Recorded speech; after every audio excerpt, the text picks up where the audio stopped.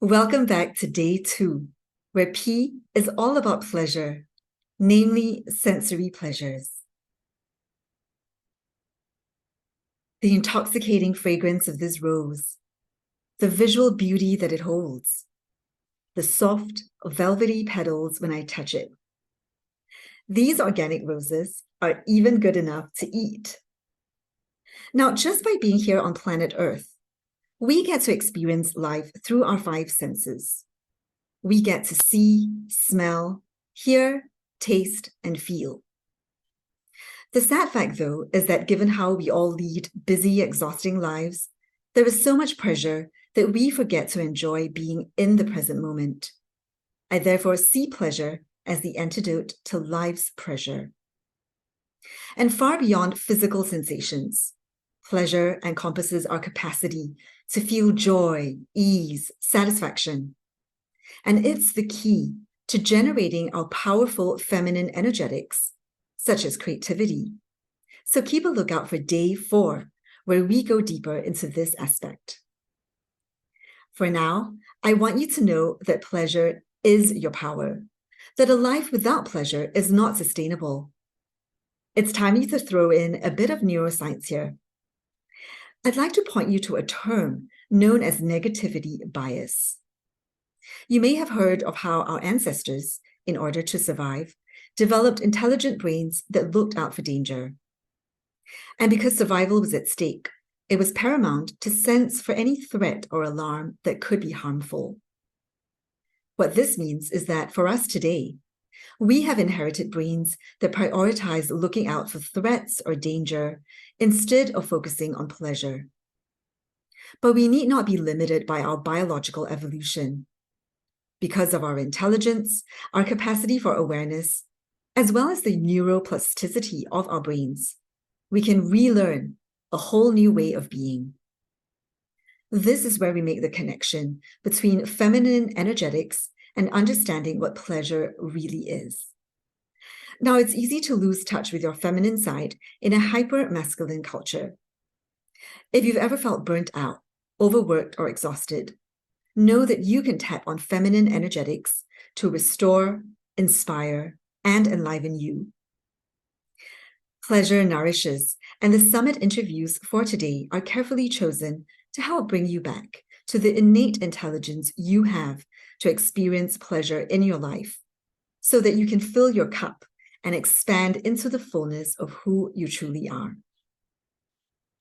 Learn how to listen to your body's pleasure instincts with Davin Lee, where she teaches how you can use your body to track sensations and take small, slow steps to savor the goodness that life has. Be treated to a gorgeous, lush presentation by Emily Trinkus, as she speaks to the insecurities and anxiety you may encounter as you up your capacity to feel more deserving of pleasure. She also shares how you can overcome and break free of the trance of unworthiness. I thoroughly enjoyed my conversation with Molly Reamer, as her passion for creating daily, pleasurable rituals comes through so strongly in her share. Discover practical strategies to create effective self-care habits, even if you're pressed for time.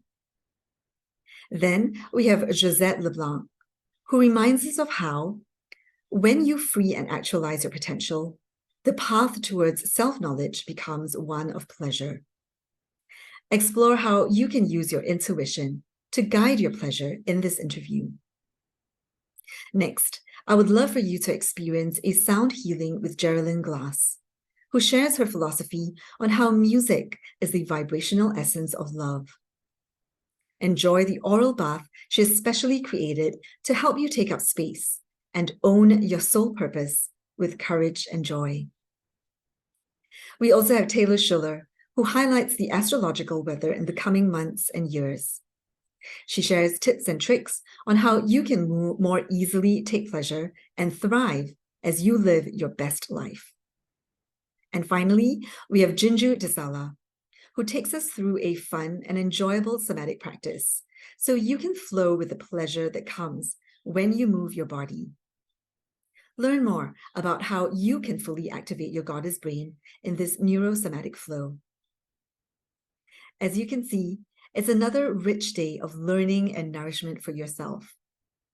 I had a picture of a garden as I prepared today's series, as I wanted to offer up the fertile beauty and abundance that being out in a nature garden offers. I would love for you to take your time to meander through these teachings and practices.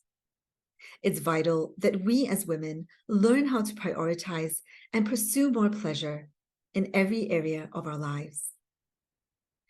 So if you're enjoying these conversations and you don't want them to end, know that you can purchase lifetime access. There is an abundance here, and you don't have to limit your enjoyment to just this week. Now, for tomorrow, I'm going to touch on a possible scenario you may have experienced or may be experiencing, and that's this. You're enjoying life, you're taking pleasure in the societal markers of success, money, status, and the leisure to enjoy luxury and pleasure. But somehow or other, you're feeling empty inside, and something seems to be missing. The reason for this? You've lost touch with who you truly are. To be centered in your true self is one of the hardest challenges you will face in this lifetime. And I want to make a clear point that pleasure without authenticity is a hollow path that I do not recommend. So keep a lookout for tomorrow's sessions, which will support you in aligning to your authenticity. Who is the real you? Why have you forgotten her? And how can you bring her back online? Answers to these questions and more on day 3. In the meantime, I hope that you enjoy the pleasure that day 2 brings.